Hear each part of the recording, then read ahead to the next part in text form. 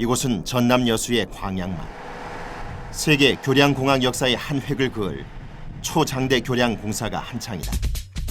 철의 도시 광양과 해양 도시 여수를 연결하는 다리, 이순신 대교다. 정확한 명칭은 여수 국가산단 진입도로 개설공사 제3공도. 전체 길이 총 2.26km. 특히 교각사의 길이가 1545m에 달하는 거대한 규모의 현수교다. 임진왜란 때 노량해전이 있었던 그쪽 지역입니다. 그래서 그 이순신 장군의 어떤 의미를 생각해서 그 이순신 장군의 탄신전 1545년이 이순신 장군의 탄신전입니다. 그래서 그런 어떤 그 상징성을 부여하면서 저희가 경관장을 1545m를 했고요. 여수와 광양 산업단지를 직통으로 연결하는 이 도로건설 사업에 4,300억 원이 투입됐다. 이순신 대교는 무엇보다 규모 면에서 압도적이다. 교각과 교각 사이의 길이는 세계에서 4번째, 국내에선 가장 길다. 광안대교의 3배가 넘는다. 주탑은 해발 270m, 세계 최고 높이다. 63빌딩보다도 높다. 이 거대한 규모의 현수교가 완공되면 매년 수백억 원의 물류 비용이 줄어들 것이라는 전망이다. 그런데 이순신 대교의 교각 사이의 길이가 그토록 긴 이유는 왜일까? 다리 밑으로 초대형 컨테이너 선박이 통과할 수 있도록 하기 위해서다. 주탑이 세계 최고 높이를 자랑하게 된 이유와도 관련이 있다. 주탑은 교각 사이의 거리가 멀수록 그에 비례해 높아질 수밖에 없다. 그래야 케이블에 무리가 덜 가고 상판이 흔들리지 않는다. 그렇다면 해발 270m, 평균 둘레 30여 미터에 달하는 거대한 주탑을 어떻게 한치의 오차도 없이 쌓아 올렸을까? 이순신 대교의 주탑 시공 현장. 콘크리트가 육지의 압송관을 통해 자동으로 주탑 제작장으로 압송되고 있다. 270m의 주탑을 쌓기 위해 쏟아부은 콘크리트의 양은 5만 세제곱미터, 11만 5천 톤에 이르는 엄청난 양이다. 콘크리트는 하루 평균 10시간 쉬지 않고 압송된다. 철근망 사이로 콘크리트가 채워지면 콘크리트를 고르고 굳히는 작업도 동시에 진행된다.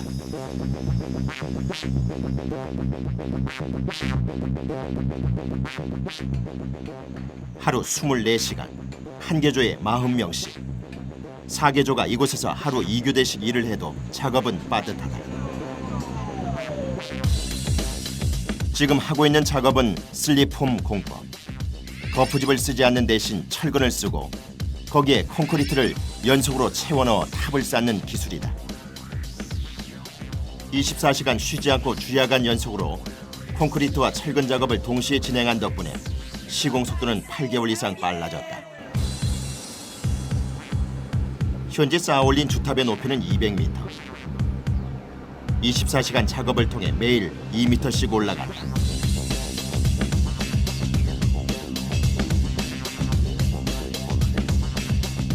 그렇다고 해도 평균 둘레가 30m가 넘는 거대한 주탑 2개를 하루에 2m씩 쌓아 올리는 작업은 쉬운 일이 아니었다.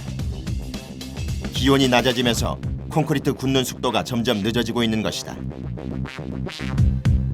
일기상으로 지금 딱 겨울철이 걸리니까 태풍은 피해가고 뭐 큰 바람은 피해가지만은 이 콘크리트 구조체라는 양생 부분에서 조금 지연이 되는 부분 때문에 시간적으로 조금 손해를 받고 이 추위와의 싸움. 저녁 7시.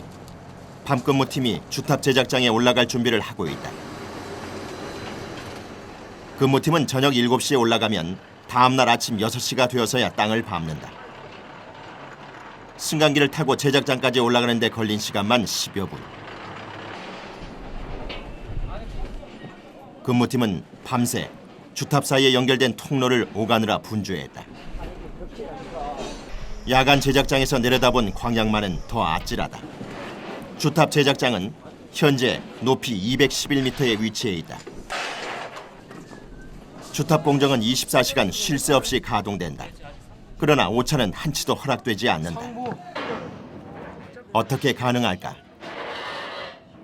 레이저를 통해서 보신 바와 같이 표지판을 통해서 레이저 오차를 확인해서 폼을 조정해서 연직도를 최대한 정확하게 맞추고 있습니다. 건설팀은 이 레이저를 이용해 기울기의 오차 범위 2000분의 1까지 측정해냈다. 지표면에서 레이저 빔을 수직으로 쏘았을 때 위에 있는 레이저의 측정값과 일치하면 제대로 된 형상이다. 새벽 6시. 매일 이 시각에는 레벨 측량기로 주탑의 좌표값을 확인하는 작업이 진행된다. 주탑이 올라가는 동안 원래 좌표를 벗어나지 않았는지 확인하는 것이다. 0.01%의 오차라도 발생하면 품질은 물론 교량 전체의 안전에 타격이다. 콘크리트는 태양열에 변형될 가능성이 많아 온도의 영향을 덜 받는 새벽에 측량한다.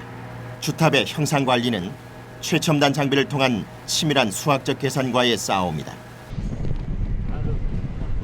주탑의 형상 관리 시스템은 다양한 장소에서 다각도로 운영된다. GPS를 통한 측량법도 그중 하나. 위성 추적 시스템을 이용해 수직도를 체크하는 방법이다. 세계적으로 이름난 초고층 구조물들이 이 기술로 관리된다. 그런데 주탑이 서 있는 곳은 바다. 그것도 광양만의 바다 밑은 발이 성큼 빠질 만큼 연약 지반이다. 게다가 주탑의 무게는 무려 9만 1000톤. 어떻게 이런 곳에 거대한 주탑을 세울 수 있었을까? 관건은 주탑의 밑동을 세울 곳의 지반을 어떻게 단단하게 만들 것인가였다.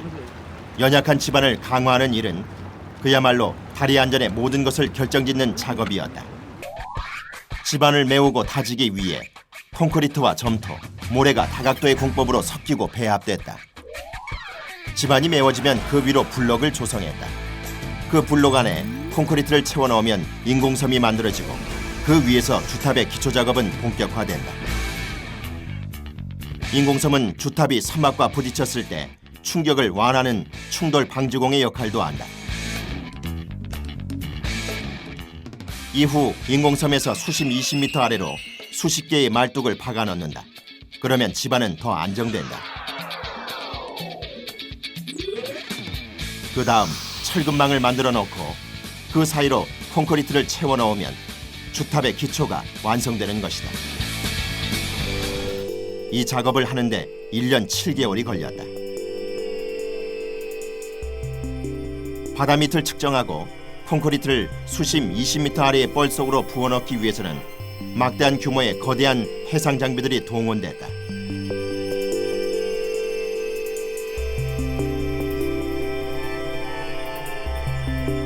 주탑 기초 작업을 하는데 인공섬은 유용했다. 인공섬은 작업을 육상에서 진행하는 것처럼 안정적으로 수행할 수 있도록 해준다.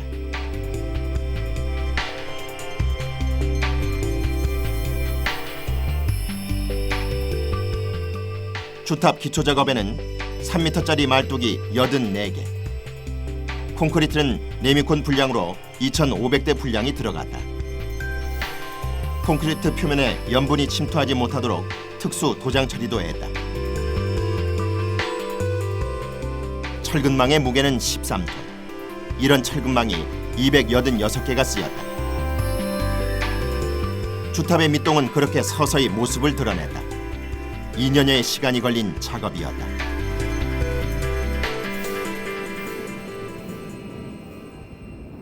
하지만 국내 최장, 최대의 이순신 대교를 주탑 하나만으로 지탱하기는 버거운 일이다. 주탑 이외에 필요한 구조물이 또 하나 있었다.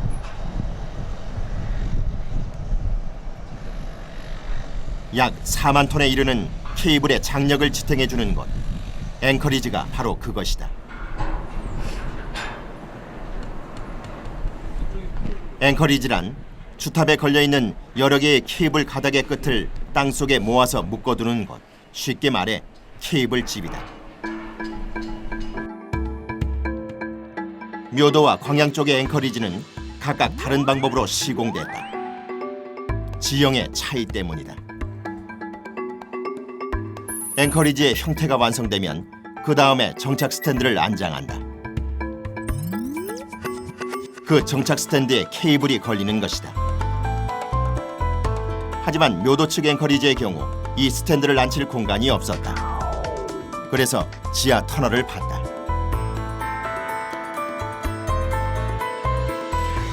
스탠드를 안장하고 케이블을 꽂기 위해서는 땅 밑에 있는 안반에 구멍을 뚫어야 했다. 이 구멍이 지하 터널과 연결돼 있다. 지하 터널과 지표면의 구멍 뚫기 작업이 끝나야 그 위로 정착 스탠드가 안장되고 이후 케이블 작업도 시작된다. 묘도 쪽의 앵커리지 작업은 여느 다른 교량의 작업보다 훨씬 더 복잡한 난공사였다. 이유가 뭘까? 그것은 지표면 바로 아래 극도로 단단한 극경암이 기반암으로 자리 잡고 있었기 때문이었다. 구멍과 연결된 지하 터널 안으로 들어가 봤다.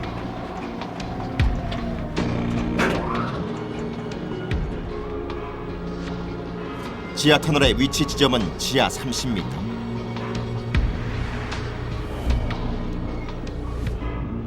간이식 승강기가 끝없이 아래로 내려갔다.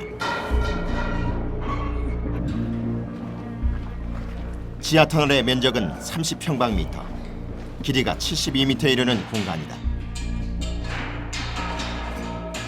땅 밑에 이런 지하 터널을 만든 이유는 암벽 아래로 케이블이 들어갈 공간을 확보하기 위해서다. 암벽에 구멍을 뚫어 케이블을 꽂기 때문에 기존의 공법보다는 콘크리트의 양을 대폭 줄일 수 있다. 토탈 합쳐서 두 케이블 합쳐서 2만 톤이 넘는 2만 4천 톤이 되는 하중을 어떻게 기반에 앉힐 건가? 실제로 터널 수직구를 해서 이제 가보시면 수직구에서 터널을 팠습니다. 작게 이제 그런 것도 다 비용이기 때문에 설계했는데 굉장히 협소해가지고 그 안에서 뭐 콘크리트 작업이나 기타 뭐 하는 게 굉장히 힘들다. 그러니까 저희가 예상을 예를 들면 한 달 했던 거를 2달 걸리고 3달 걸리더라고요. 이 공법의 이름은 지중 정착식. 아시아에서는 두 번째, 우리나라에서는 처음으로 시도한 기술이었다. 그러다 보니 시행착오도 많았다. 터널을 파는 것 자체가 대규모 공사였다. 또 구멍 발파 작업 시에 생길 수 있는 지하 터널의 변형 정도도 고려해야 했고, 무거운 케이블의 하중을 받았을 때 생길 수 있는 지형의 변화와 안정성도 미리 계산하고 시작해야 하는 치밀한 작업이었다. 이번엔 묘도 반대쪽 광양만 앵커리지 공사 현장. 광양 측 앵커리지는 묘도 측과는 전혀 다른 방법으로 시공됐다. 바로 지형의 차이 때문이다. 광양만 쪽은 지반이 너무 약하다는 것이 문제였다. 결국 해상을 매립해 부지부터 조성했다. 더 큰 문제는 케이블의 하중을 견딜 만한 기반함이 없다는 것. 케이블을 고정시켜줄 거대한 콘크리트 구조물이 필요했다. 연속으로 벽을 만들어 공간을 확보했다. 그 후엔 주탑을 쌓을 때처럼 내부의 공간을 콘크리트로 메웠다.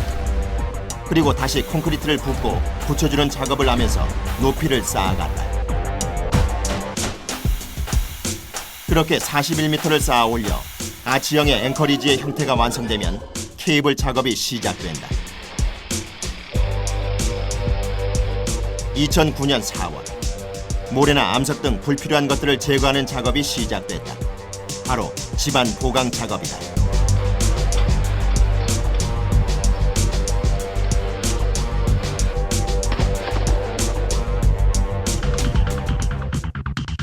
지반을 다질 때는 특수 콘크리트를 사용했다. 물의 양을 최소화해서 밀도가 높아 케이블의 장력을 지지하는 데 유리하다. 지반을 다지는 작업이 끝나면 철근과 콘크리트를 이용해 앵커리지의 형태를 만들어 나간다. 광양 측 앵커리지는 지름 68m, 높이 65m의 규모다. 연속벽의 두께만 2m에 이른다. 2010년 3월, 구조물의 높이가 36m까지 올라간다. 광양 측의 앵커리지는 해안 경계부에 위치하므로 토압, 수압을 고려해 설계된 고강도 철근을 이용한다. 현재 앵커리지의 공정률은 80%. 완공 시기는 오는 6월이다.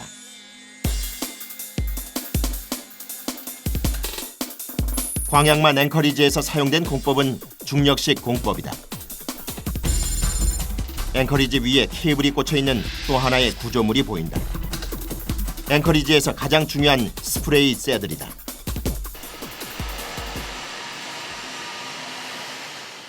이곳은 새들 제작장. 새들이란 케이블의 방향을 잡아주고 외부에서 받는 힘이 최소화될 수 있도록 하는 주물로 만든 구조물이다. 새들 제작의 핵심은 용접이다. 70톤에 달하는 거대한 구조물을 용접으로 이음새 없이 하나로 이어붙이는 기술은 국내 처음으로 시도하는 제작 방법이다.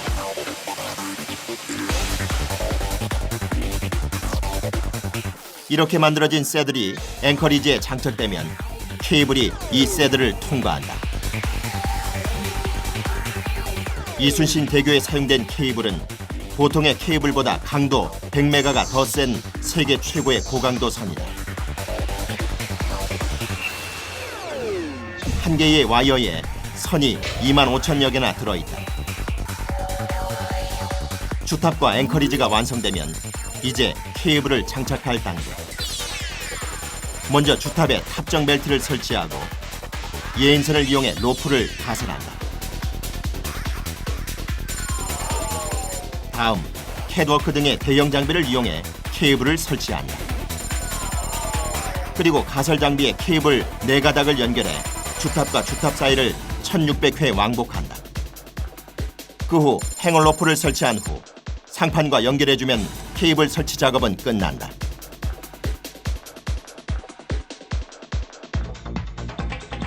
이렇게 케이블 작업을 할 때에도 선박의 드나들면 자유롭다.